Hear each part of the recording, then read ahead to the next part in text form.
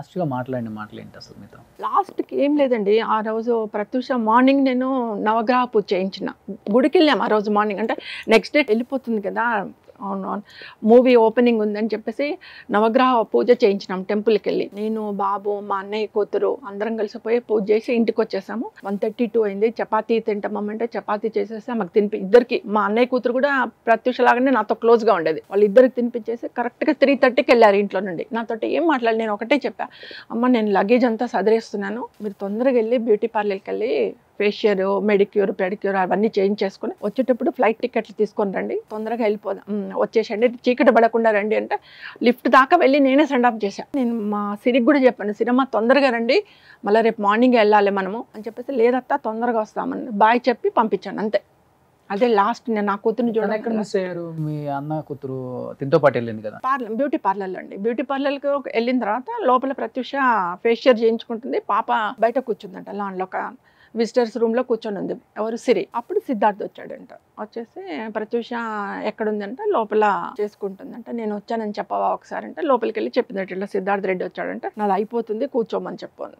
ఇంకా తను Medicure, pedicure, Pratyusha అన్నీ చేసేసుకొని బయటకు వచ్చిన తర్వాత కొద్దిగా అలా డ్రైవింగ్ వెళ్దాము మనము, అట్లా వెళ్ళేసి వద్దాము ఒక హాఫ్ అన్ అవర్ అంటే, సిరి అన్నదంటే అత్త తొందర రమ్మన్నది, మార్నింగే వెళ్ళాలి మనము, మళ్ళీ కష్టమైపోతుందంటే ఇప్పుడే వస్తాము అక్క, ఒక అక్క అని పిలిచేది. వదినమ్మని కూడా అక్క ఇప్పుడే వస్తాము, 15 minutesలో నేను వస్తాను, అలా తిరిగేసి వస్తాము ఒక 15 minutes, మళ్ళీ 1 month వరకు రాము కదా, అట్లా మాట్లాడుకొని వస్తాం, నువ్వు కూర్చో అక్క అని అంటే, మరి తొందర రావాలి అన్నదంట. సరే అని చెప్పేసి సిరిని అక్కడే కూర్చోబెట్టి వీళ్ళిద్దరు వెళ్ళారు కార్లో. వెళ్ళి ఇంకా వెళ్ళడం అటే, ఇంకా సిరిని కలవలే ఇంకా ప్రత్యూష. వెళ్ళిపోయి అలా తిరుగుతూ మధ్యాహ్నం 6 o'clock అలా నాకు కాల్ చేసింది. కాల్ చేసి ఇట్లా జయం ఆఫీస్ నుంచి కాల్ వచ్చిందమ్మా, నన్ను రమ్మన్నారు, నేను వెళ్తున్నాను, సెలెక్ట్ అయ్యానంట, ఒకసారి రమ్మన్నారు, నేను వెళ్తున్నాను, సిద్ధుతో ఉన్నాను అన్నది. జయం అంటే మన నితిన్ మూవీ. సదా బదులు తిను ఉండాలి, తను ఉండాలి. సెలెక్ట్ అయింది తను. ఓకే. అదే లాస్ట్ నాతో మాట్లాడు. అప్పుడు 6 అయిపోయింది, 7 అయిపోయింది, 7:30 అయిపోయింది. నేను తనకు మొబైల్ ఉంది, మొబైల్కి ఎంత కాల్ చేసినా ల్యాండ్ ఫోన్ నుంచి కలవట్లేదు. రింగ్ అవుతుంది ఎత్తట్లేదు, రింగ్ అవుతుంది ఎత్తట్లేదు, ఏంటబ్బా రింగ్ అవుతుంది ఎత్తట్లేదు, సరే ఎక్కడన్నా ఉందేమో అనుకున్నాను. నేను కాల్ చేసిన హాఫ్ అన్ అవర్కి నాకు కేర్ హాస్పిటల్ నుంచి కాల్ వచ్చింది. ఒకతను ఎవరో అన్నోన్ పర్సన్ కాల్ చేశాడు. కాల్ చేసి, అమ్మ ఇట్లా ప్రత్యూషను స్ట్రెచర్ మీద పడుకోబెట్టుకొని తీసుకెళ్తున్నారు హాస్పిటల్లో, మీ డాక్టరే అనుకుంటున్నాను నేను, ప్రత్యూష 100% ప్రత్యూష అని అన్నాను. నేను కోపడ్డాను, అతను నాకు తెలియదు కదా, ఏంటి స్ట్రెచర్ మీద పడుకోవడం ఏంటండి, మా బాబా బ్యూటీ పార్లర్ పోయింది. తను కూడా పక్క రూమ్లోనే ఉన్నారు కదా? పక్క రూమ్లోనే ఉన్నారు. తను హాస్పిటల్కి తీసుకొచ్చింది. నేను తర్వాత ఎంక్వైరీ చేసి హాస్పిటల్లో ఉన్న వర్కర్స్ని వాళ్ళని నేను సొంతంగా వెళ్ళి ఎంక్వైరీ చేసుకున్నా.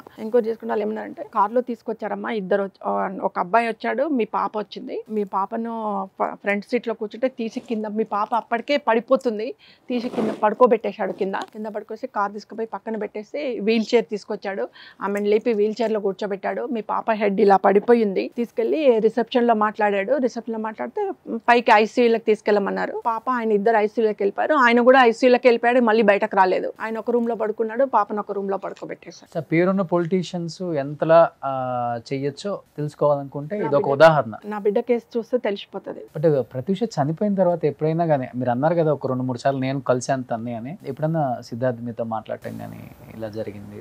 లేదండి, నెవర్. అంటే నేను చూసింది నాంపల్లి కోర్టులో తను అక్కడ నిలబడి ఉన్నాడు, నేను కూడా నిలబడి ఉన్నాను, చెప్పమన్నారు అంతే. ఏడ్ చేశాడు, అక్కడ కళ్ళ నుంచి నీళ్ళు వచ్చేస్తున్నాయి, ఆడ నిలబడ్డాడు. ఏది ఏడ్చినా ఏది చేసినా నువ్వు చేసింది అన్యాయం, నువ్వు చేసింది దారుణం. తెలుసా మిగతా ఆయన కాకుండా నలుగురు పొలిటీషియన్ కొడుకులు ఎవరు మీకు తెలుసా? ఆ రోజుల్లో ఎలా అంటే ఇంత సోషల్ నెట్వర్క్ లేకపోయింది, ఇంత మీడియా లేకపోయింది. అసలు ఇంత ఉంటే మీ బిడ్డ బతుకుంటున్నాము. నా బిడ్డ బతికుండును, ఒకవేళ నా దురదృష్టం కొద్దీ అదే జరిగి ఉంటే మాత్రం జస్టిస్ జరిగేది నాకు 200%. ఈ రోజు వరకు కూడా నాకు జస్టిస్ జరగట్లేదు. ఈ రోజు వరకు కూడా సుప్రీంకోర్టులో ఉంది కేసు. ఈ రోజు వరకు కూడా ఫైటింగ్ విత్ లీగల్. మొన్న 1 week కిందట కూడా కోర్టులో కేసు వచ్చింది. ఎప్పుడంటే 2011లో నేను సుప్రీంకోర్టుకి వెళ్ళాను. 13 years 2 సార్లు టేబుల్ మీదకి వచ్చిందండి. ఎంత దారుణం అండి. న్యాయ వ్యవస్థ ఎలా ఉంది అనే దానికి నిదర్శనం ప్రత్యూష కేసు. మొన్న వచ్చింది, డేట్ కూడా ఇవ్వలేదు, మళ్ళీ పోస్ట్పోన్ చేశారు. మీరు ఇప్పుడు కూడా శిక్ష పడాలని పోరాడుతున్నారు. I never leave. అంటే నాకు ఏపీ తెలంగాణలో ఉన్న అడ్వకేట్ల కంటే బయట అడ్వకేట్లు ఎక్కువ కోఆపరేట్ చేస్తున్నారండి, అయ్యో అమ్మ అని. బట్ మీకు అండగా నిలబడ్డ యాక్టర్స్ ఎవరు లేరా? దాంతో పాటు యాక్ట్ చేసిన చాలా మంది ఉన్నారు పెద్దవాళ్ళు. ఒక్కళ్ళు కూడా వాళ్ళు అనుకుంటే పొలిటీషియన్స్ తో కూడా మాట్లాడి ఏంటిది ఇట్లా అసలు తనకు న్యాయం జరగాలి, జస్టిస్ చేయాలి, ఎవరు ఇన్వాల్వ్ కాలేదు. నేను కూడా ఎవరిని వెళ్ళి ఎందుకంటే నాకు జాబ్ ఉంది, ఆర్థికంగా ఇబ్బంది లేదు. ఆమె గవర్నమెంట్ ఎంప్లాయీ, నాకేం ఇబ్బంది లేదు. ఇప్పుడు కూడా పర్వాలేదు, నాకు బాగుంది. నా బిడ్డ అంతో ఇంతో సంపాదించింది, నేను తెలివితోట అదో ఇదో బిజినెస్ చేసుకుంటున్నాను. ట్రస్ట్లో మాకు గవర్నమెంట్ ప్రాజెక్ట్స్ ఉన్నాయి. పాప చేతికి వచ్చినప్పుడు ధైర్యం వచ్చింది, మళ్ళీ ఆ ధైర్యాన్ని దేవుడు తీసేసుకున్నాడు. మళ్ళీ అగైన్ నా కొడుకుని పట్టుకొని మళ్ళీ స్ట్రగుల్ స్టార్ట్ చేసిన. ఇప్పుడు మళ్ళీ నా కొడుకు నాకు చేతికి వచ్చాడు. కృష్ణకి చిన్నగా ఉన్నప్పుడు కొద్ది ప్రాబ్లం ఏది, ఎక్కడికైనా పోవాలంటే ఎలోన్గా వెళ్ళాలంటే కూడా బీయింగ్ ఏ లేడీ నాకు కొద్ది ప్రాబ్లం ఏది. కానీ ఎప్పుడైతే కృష్ణ నాకు సపోర్ట్ వచ్చాడో I can fight with society again. అంటే చనిపోయినప్పుడు 1920 1920 ఉంటాయి. 20 సంవత్సరాలకి అన్ని సక్సెస్ లైఫ్లో, ఎండ్ ఆఫ్ ద లైఫ్ అన్ని చూసేసిందామా. ఇప్పుడు ఉంటే ఒక 42, 41, 41, 42 ఉండేది. స్టార్ హీరోయిన్ అయ్యి ఒక రేంజ్లో ఉండేవాళ్ళు. రేంజ్లో ఉండేది. ఎప్పుడైనా అనుకుంటారు కదా మీరు మైండ్లో, అబ్బా నా కూతురు ఇప్పుడు ఉంటే ఏ స్టార్ హీరోయిన్ హోదాలో ఉండేదని? తను కూడా అలాగే కలిగినది. మమ్మీ నేను ఒక బిల్డింగ్ కట్టినానంటే పైన నేను ఫస్ట్ ఫ్లోర్లో నేను ఉంటాను, తమ్ముడు కింద ఉండాలా. వాడికి కూడా వార్నింగ్ ఇచ్చేది. అమ్మని ఏమనంటే నేను పైన ఫస్ట్ ఫ్లోర్లో ఉంటా, కిందికి కూడా రాని అమ్మని నేను అంత బాగా చూసుకుంటాను. నువ్వు అమ్మని ఎప్పుడు కోపడొద్దు, అమ్మని ఏమనొద్దు, నువ్వేమన్నా అన్నావు అంటే నేను తీసుకెళ్ళిపోతా అమ్మని. కానీ మన ఇద్దరం ఒకటే బిల్డింగ్ కట్టుకుందాం, పెద్ద బిల్డింగ్ కట్టుకుందాం, ఇద్దరం ఇంట్లో. తమ్ముడిని వేరు ఉంచా, నేను మమ్మీ. నేను ఏది సంపాదించినా సరే 50-50. అంత కాన్ఫిడెంట్ గర్ల్ అండి తను, చాలా కాన్ఫిడెంట్గా. దానిలో తమ్ముడి మీద బాగా అటాచ్మెంట్. అలాంటి అమ్మాయి సడన్గా వాడికి కూడా ఇలా అయిపోయిందంటే, అంత బాగా చూసుకొని అన్నాడు కదా మదర్ ప్లేస్లోకి వచ్చింది మా అక్క అని. అలాంటి అక్క వెళ్ళిపోయేసరికి డల్ అయిపోయాడు. అసలు వాడికి కూడా ఏం అర్థం కాలే, ఏమైంది చిన్నప్పుడు డాడీ పోయిండు, ఇప్పుడు అక్క పోయింది, ఏమైంది మాకు ఒకసారి మొత్తం బ్లాక్ అయిపోయింది అన్నట్టు.